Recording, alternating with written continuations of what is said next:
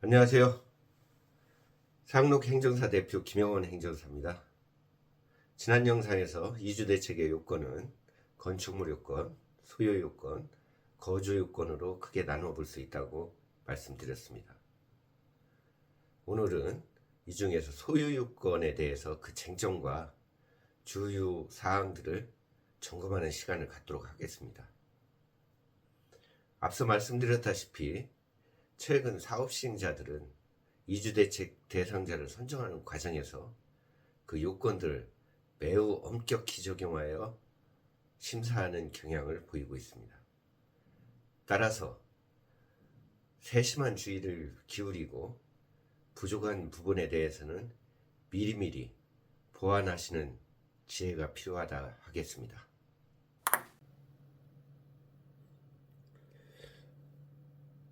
먼저 이주대책 대상자 요건과 심사 기준을 간단히 정리하고 넘어가겠습니다. 계속 반복해야 여러분들이 이해하실 수가 있어서 반복하는 겁니다. 이주대책 요건은 크게 건축물, 소유, 거주 등 세 가지 요건으로 나누어지고요. 이 요건들은 모두 충족돼야 하는 엔드 조건입니다. 따라서 어느 한 가지라도 충족되지 못한 경우 시행자는 여지없이 부적격 처분을 하게 됩니다.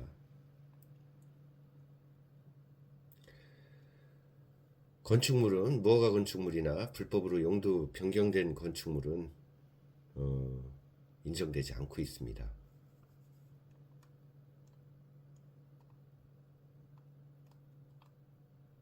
소유 요건은 주거용 건축물의 소유자이어야 하므로 세입자 즉 임차인은 그 대상이 될 수 없고, 또한 자연인만을 대상으로 하므로 법인이나 단체는 그 대상에서 제외됩니다.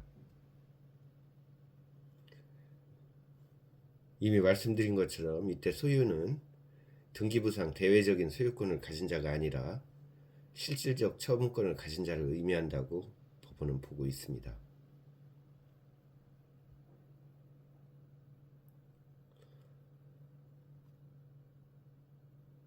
거주는 당연히 계속 거주를 의미합니다. 세컨하우스 개념 2, 3일 거주하는 거 이런 거 다 인정이 안 되고 있어요.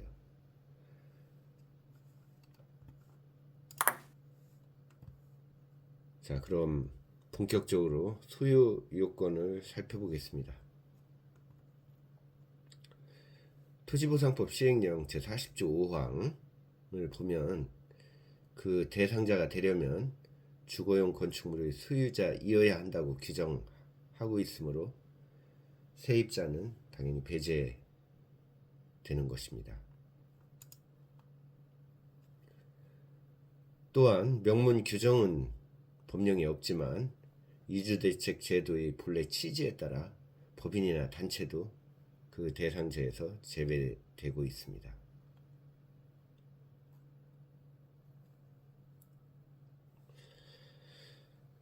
그럼 이주대책 대상자를 결정함에 있어 그 소유 여부의 판단을 어떻게 할 것인지가 문제인데요. 대부분의 시행자들은 자체 내부 규정에서 등기부에 의해 확인하도록 규정하고 있습니다. 그렇다면 등기부에 등재되어 있지는 않지만 실질적인 소유자는 배제되어야 할까요? 전혀 그렇지 않습니다.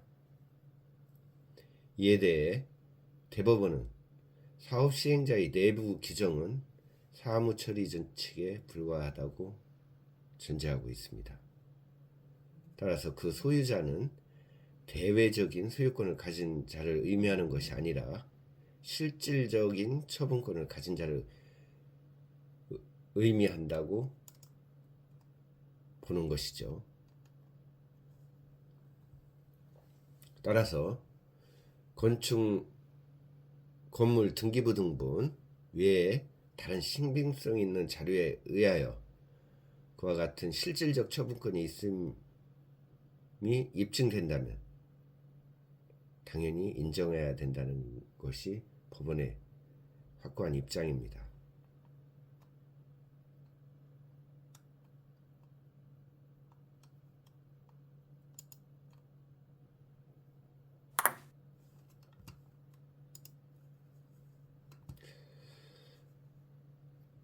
그럼 저 상록 행정사가 실제 소유요건을 구제해드린 사례를 하나 소개해드리겠습니다.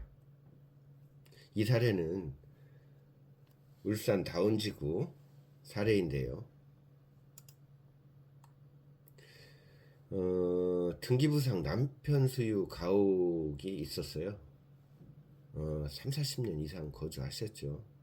그런데 기준일 이후에 아내에게 증여를 해서 소유 요건을 충족하지 못하였다는 이유로 부적격 처분을 받은 사례입니다.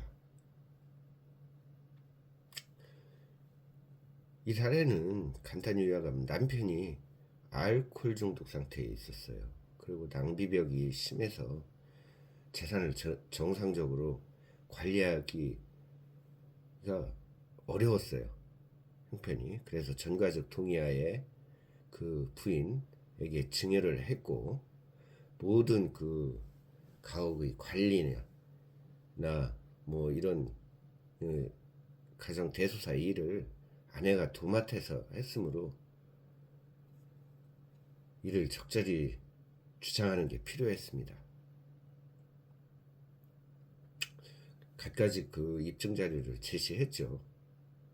이에 대해서 중앙행정심판위원회는 청구인의 입장을 인정하여 인용 제기를 했습니다. 실질적 처분권이 있다고 인정해 줬죠. 인정받고 나서 참 의뢰인 매우 기뻐하셨습니다. 사실 LH에 대해서 강한 불만을 갖고 계셨어요. 뭐 누가 보더라도 거기에서 가옥을 소유하고 계속 3, 40년 이상 거주했는데 제외됐으니 오죽하셨겠어요.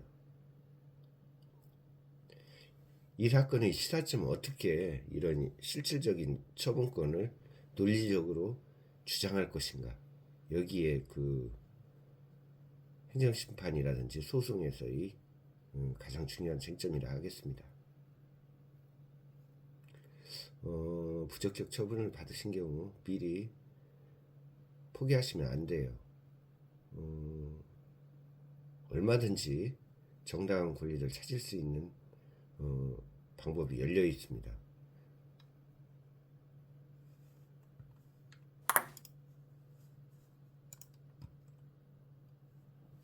마지막으로 제 소개 간단히 하겠습니다. 저는 그 공익사업지구에서 손실보상과 생활보상인 이주대책, 생활대책 이런 것들만 취급하는 토지보상 전문 행정사입니다. 제 블로그를 보시면 이런 내용들을 좀 더 자세히 이렇게 보시고 참고하실 수가 있습니다. 매번 말씀드리는 것처럼 사업 시행자가 우리 이주민들한테 알아서 잘 해주지 않습니다. 의도적으로 보상금을 낮게 책정하는 사례도 있고요.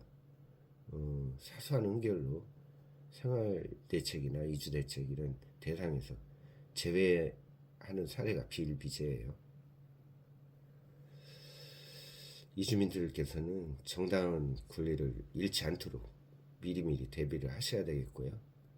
그 과정에서 어려움이 있으신 경우 저를 찾아주시면 제가 실마리가 되드리겠습니다. 제 사무실은요 수원시청 옆에 있고 저를 방문하시든지 제 전화로 이렇게 연락을 주시면은 제가 성의껏 상담해 드리도록 하겠습니다.